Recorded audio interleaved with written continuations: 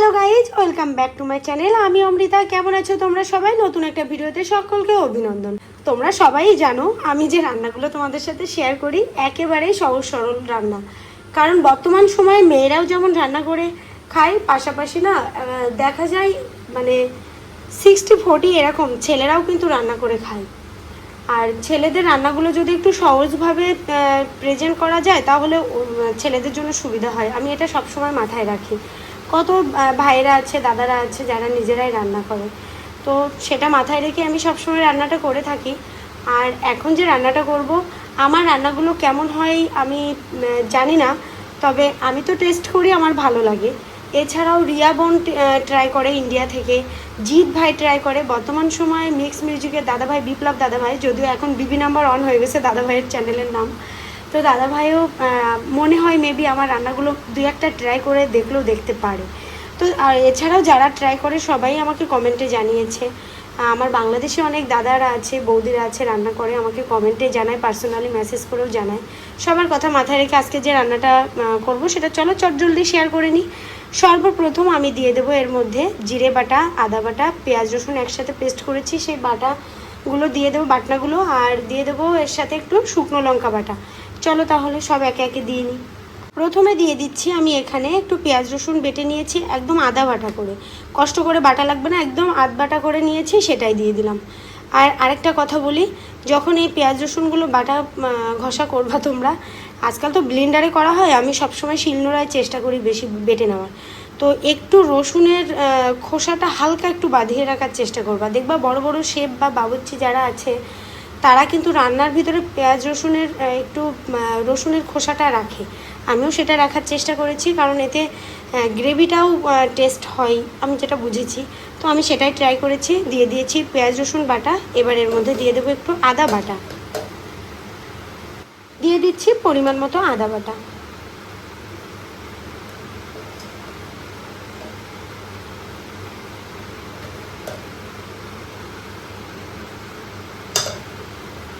এবারে দিয়ে দেবো সামান্য জিরে বাটা।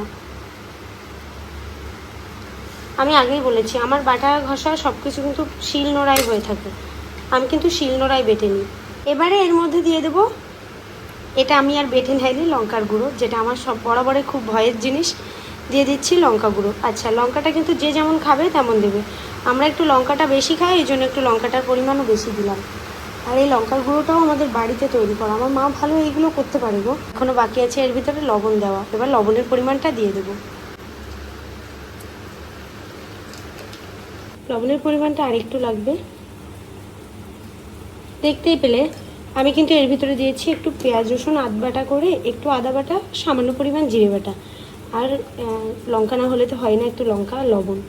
আর কিছুই এখন দেবো না। এবার সম্পূর্ণ চিকেনের সাথে মশলাগুলো ভালো করে মাখিয়ে নেব।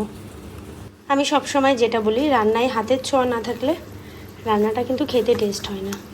তো আমি এইভাবে না, আমি বাম হাতে ক্যামেরা ধরে রেখেছি আর ডান হাত দিয়ে মাখাচ্ছি মানে মাংসের সাথে মশলাটা। তো এইভাবে আমি হাত দিয়ে মাখিয়ে নেব। ক্যামেরাটা আপাতত একটু অফ করছি, নাহলে এখানে ম্যারিনেশনটা ভালো হবে না, ঠিক আছে?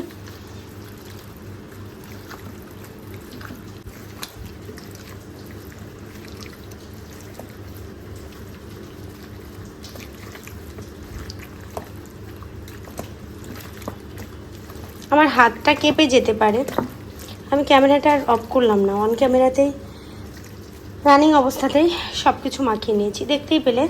এবার না একটা জিনিস তোমাদের সাথে শেয়ার করি, জানি না দেখা যাবে কি না।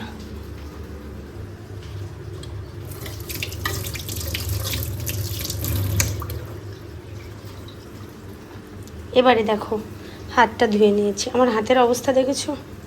সেদিন ওই যে হাত পুড়ে গেছিলো সেটা, আর কেটে গেছিলো সেটা তো দেখতেই পাচ্ছ, ওই যে এই যে আঙুলের একদম নখের এই পর্যন্ত একদম অনেকটা তো এখন ভালো হয়ে গেছে। যাই হোক, এবার রান্নাটা বসিয়ে দেবো।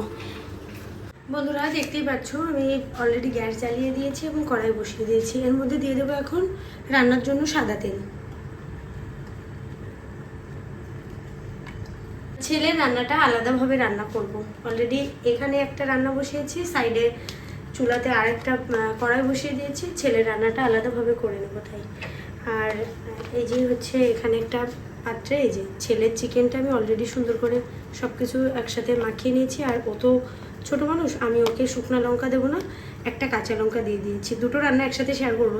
এখন অলরেডি দেখছি 4:18 বাজে, তার মানে আমার তো 5:30টায় লাইভ।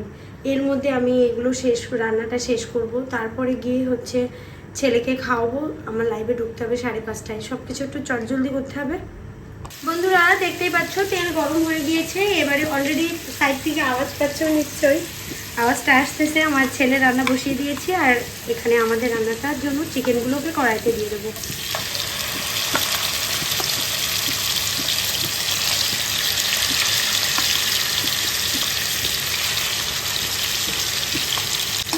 এই রান্নার শেষে একটা টুইস্ট আছে শেষের দিকে, সেটা আগের থেকে বললে তো তোমরা ভিডিওটা দেখবে না, এই জন্য আগের থেকে বলবো না। সুন্দর করে এবার একটু নাড়িয়ে চাড়িয়ে তেলের সাথে চিকেনগুলোকে একটু মাখিয়ে নিই।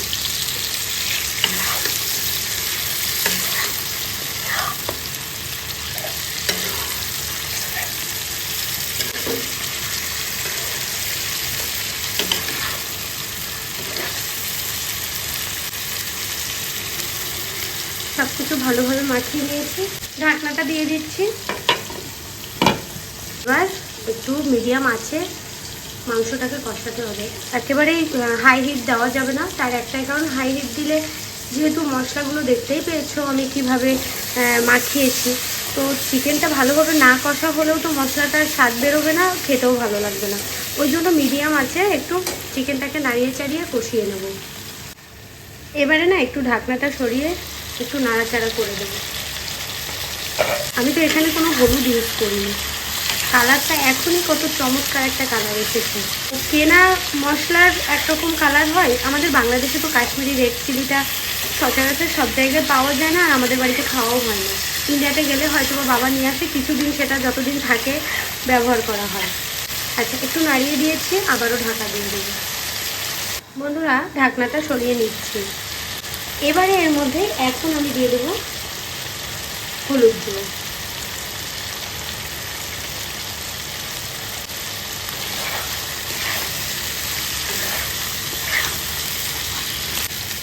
আচ্ছা, যারা রেগুলার আমার ভিডিও দেখছে তাদের কাছে জানতে চাইবো আমার ভিডিওগুলো তোমাদের কেমন লাগে, একটু জানাবে তো। তোমাদের কোনো মতামত থাকলে একটু জানিয়ে দেবে, যেন আমি ভালো কিছু তোমাদের মনের মতো করে আবার কিছু করতে পারি।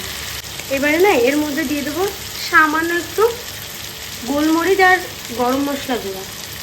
এটা দেওয়ার কারণ আছে, এটা তুমি রান্নার মাঝপথে দিয়ে দেখবা। গরম মশলা বাটাটা যদি গোলমরিচ না বাটতে পারো বা গুঁড়া করা না থাকে, একটু গরম মশলা বেটে দিবা। রান্নায় আগে প্রথমে আসতো দারচিনি লবঙ্গ এগুলো দেওয়া এক জিনিস, আর রান্নার কষানো মাংসর ভিতরে একটু গরম মশলা দিয়ে দেখবা, রান্নার টেস্ট এত বেড়ে যাবে, আমার কথাটা তখন বিশ্বাস হবে। একবার ট্রাই করে দেখো বাড়িতে। চিকেনটা কিন্তু প্রায় কষা হয়ে এসেছে।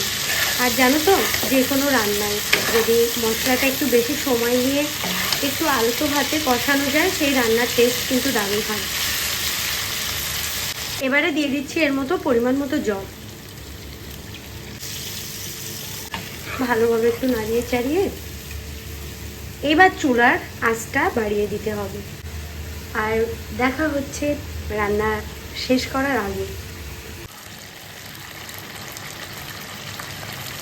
আচ্ছা বন্ধুরা, দেখতেই পাচ্ছেন আমার রান্নাটা কিন্তু প্রায় শেষের দিকে। অলরেডি ঝোলটা শুকিয়ে আমি যতটুকু রাখবো ততটুকুই করে নিয়েছি। এবারে না নামানোর আগে এর ভিতরে সেম যে গরম মশলার গোলমরিচ গুঁড়াটা ছিল সেটা একটু হালকা করে দেবো। আরেকটা কথা বলি, এই যে গোলমরিচ আর গরম মশলার যে গুঁড়াটা না, এটা কিন্তু আপনি কালা ভুনা রান্নাতে ইউজ করতে পারেন। এটাই ছিল আজকে রান্নার একটা টুইস্ট বলেছিলাম, সেই টুইস্টটা। কিছু দেওয়া হয়ে গিয়েছে, এবার একটু নাড়াচাড়া করে নেবো। আমি ঝোলের পরিমাণটা এরকমই রাখবো, তাই এরকম রেখে দিয়েছি। আপনারা যেমন খাবেন তেমনই রাখবেন। তো এই রান্নাটা শেয়ার করেছি আপনাদের সাথে, তার মধ্যে দেখবেন এই দেখুন আমার ছেলের রান্নাটাও হয়ে গেছে। আমার ছেলেটা কাঁচা ঝালে রান্না করা, এটা ওর জন্য রান্না করে নিয়েছি, আর আমাদের রান্নাটা তো এই দেখতেই থাকছে। তো আজকের ভিডিওটা কিন্তু এই পর্যন্তই ছিল। কেমন লাগলো ভিডিওটা সবাই জানাবেন, আর বাসায় অবশ্যই একবার ট্রাই করবেন। আশা করব কমেন্ট বক্সে সবাই লিখে যাবেন যে ভিডিওটা কেমন লেগেছে, আর আমার রান্নাগুলো আপনাদের কেমন লাগে। যারা বাসায় ট্রাই করেন একটু জানাবেন। পাশাপাশি যারা নতুন আমার ভিডিও দেখছেন অবশ্যই চ্যানেলটা সাবস্ক্রাইব করে লাইক দান করে পাশে থাকবেন। পরবর্তী ভিডিও আসা পর্যন্ত সবাই ভালো থাকবেন, সুস্থ থাকবেন, আর অবশ্যই অবশ্যই অমৃতা লাইফস্টাইলের ভিডিও দেখতে থাকবেন। নমস্কার সবাইকে।